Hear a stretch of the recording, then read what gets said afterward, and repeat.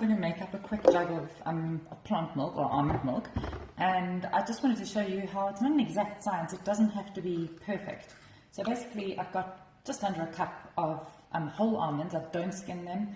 You can skin them. Sometimes I do, sometimes I don't. I've got about 80 mils of hemp seeds. That brings the omegas.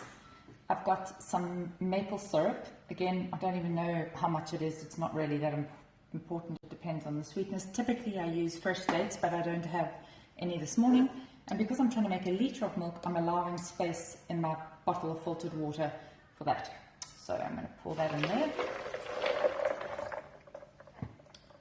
Going to pop on the lid and show you how easy it is. 45 seconds.